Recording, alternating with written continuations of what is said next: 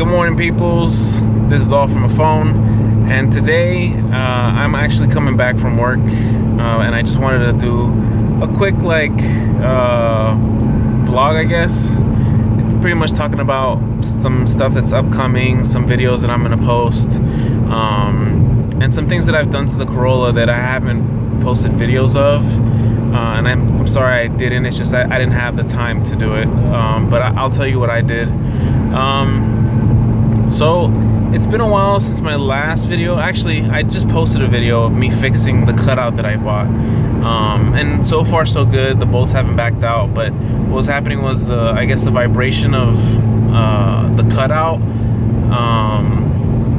Because I mean, when that thing's open, it's freaking ridiculous. It's way too loud, honestly, but it definitely works. You definitely feel a difference in power, especially on the top end. So yeah, I'm happy on that end, power wise. But anyway, so I had to fix that, and that same day I did, as I do my toll. You guys want to watch me do the toll? 125.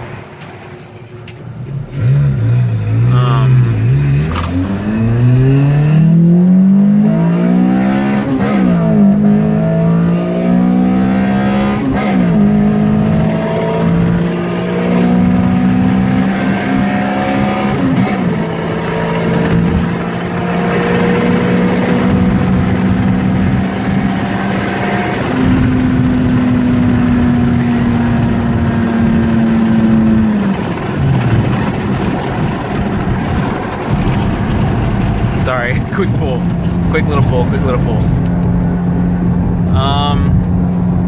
So yeah, so the cutout helps. What I have noticed though is that when the cutout is closed, I have more lower end torque, but the top end, I feel like the power draws back on the top end. When the cutout is open, I feel like I have more top end power, like in the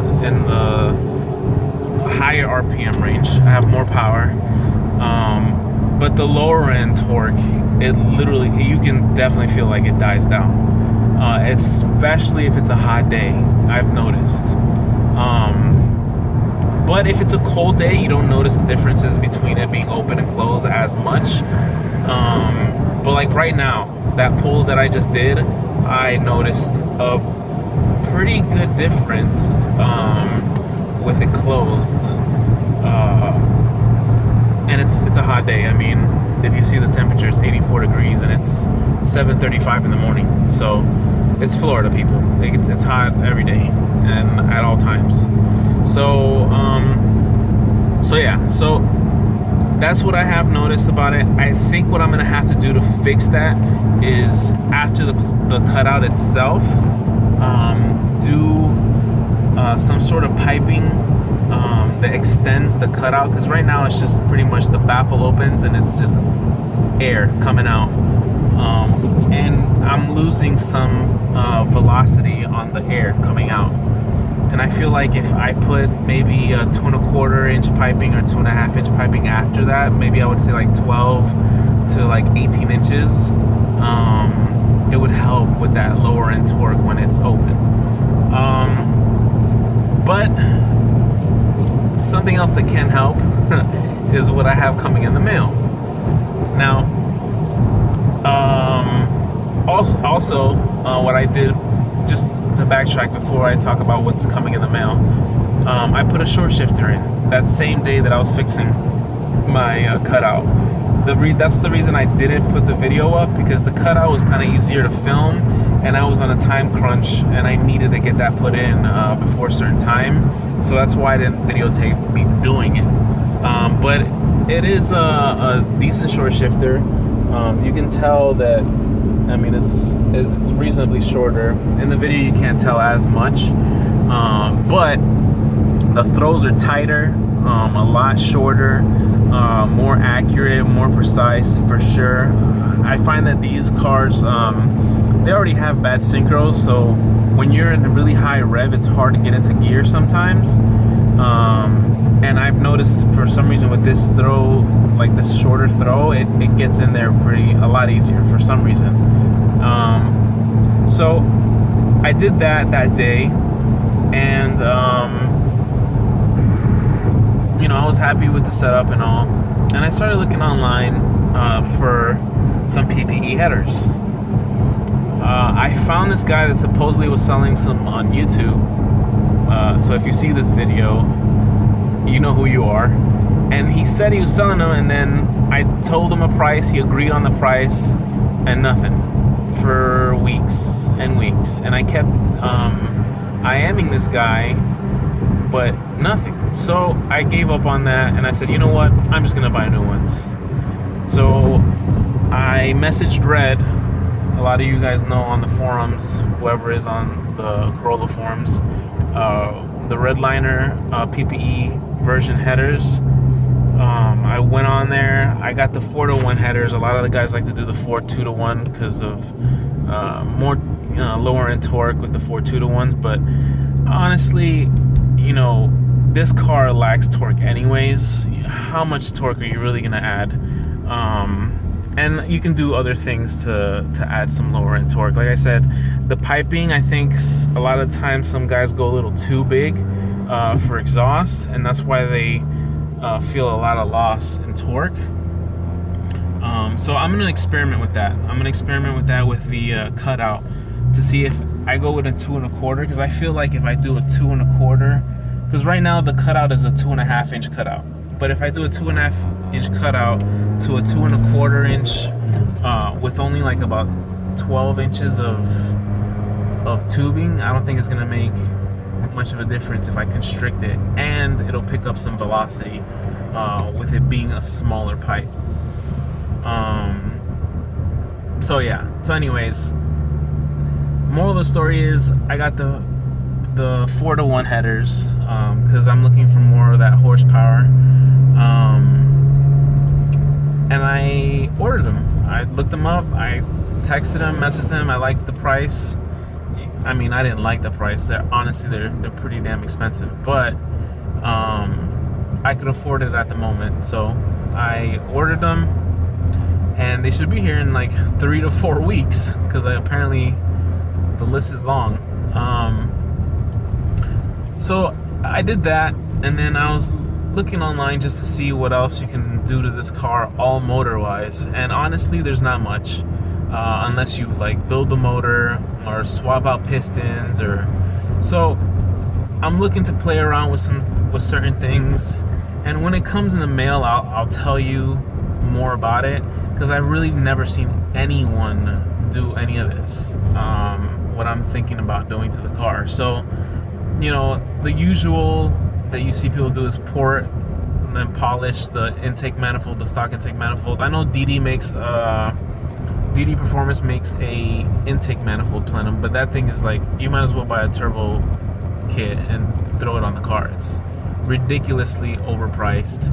No one else makes an intake manifold for this car. No one makes an individual throttle body setup for this car. So it's either you mess around with what you got, which is probably the route that I'm gonna take, or just do some stuff to it that could help out. So like I said, I'll tell you about the headers, but I'm gonna wait until I get the other stuff so that you guys can see me doing that in real time.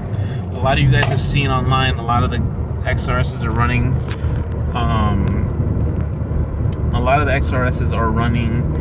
the PPE header with an intake, exhaust, like, you know, it's just the regular stuff, and I just wanted to bring something new. If it works, good. If it doesn't, then whatever, I tried something else. And I'm gonna dyno the car as well. I'm gonna do a baseline dyno so that I could see where I'm at right now. Right now, the modifications I have on my car aren't extensive. The only thing I've really done engine-wise is a cold air intake, an engine cold air intake. I got a alternator underdrive pulley and a water pump underdrive pulley by what are they called? I forgot the name of the company. I just went to a blank, but it's not Monkey Wrench Racing pulleys. Unorthodox Racing pulleys. They don't even make them anymore for this car. It's discontinued, but I bought them back when I had my old XRS, and I just hadn't put them on the car. A long story on that, why I didn't put it back on this car as soon as I got it. I'll tell you in another day. But anyways, so I put them back on. So far so good. So I have the intake. I did a cat delete, obviously. Took the place of my what took the place of that was my cutout. The O2 simulator for the no check engine. I've had this O3 matrix ECU as well in here for about a month, I would say like a month and a half now, and no check engine light still. So, you know, if you're having a check engine light and you have the O3 matrix ECU, I feel like there's something wrong with your intake piping or how you have it routed that's giving some of you guys that check engine light. It's not the ECU that brings it up. It's, for some reason, some of you guys are putting it in and there's some sensor or something that you guys are missing. And I'll try to figure that out for you guys, just to see if I can help you guys fix some of your check engine lights, the guys that are running O3 matrix ECUs. So yeah, so I have the O3 matrix ECU, the cutout, the cat delete, obviously, the intake, and the pulleys right now. So when the headers get here, I'll have the headers as well. So yeah, I mean, I'm gonna pretty much have full bolt-ons once that gets here. So I'm interested in seeing how much power or the difference that those headers are gonna make. And another thing I'm gonna do is a clutch and a flywheel. I'm probably gonna get the Fidenza flywheel. But that's later on down the road, man. Honestly, I gotta recover a little bit from buying all this stuff, because I bought, like I said, I bought some other stuff that when it gets here, I just want to show you guys what I'm doing as I'm doing it. Don't want to spoil it, because if it works, it'll be fun. And I'm gonna dyno before and after, so that way you guys can see power differences. A lot of people don't do that, and I don't know why, because, you know, things that help, I want to see results of that, and things that don't help, I want to see results of that too, so that I know not to buy it next time, or I can prevent somebody from buying something. So that's pretty much where I'm at, guys. That's my vlog for the day. Some exciting videos to come. I hope you guys enjoy some of these videos. I know, you know, right now I only have like the most views I have for the car right now, like 200 and something. So somebody's watching it. So those who are, I hope you're enjoying the videos, and there's gonna be lots more videos to come. All right guys, peace out.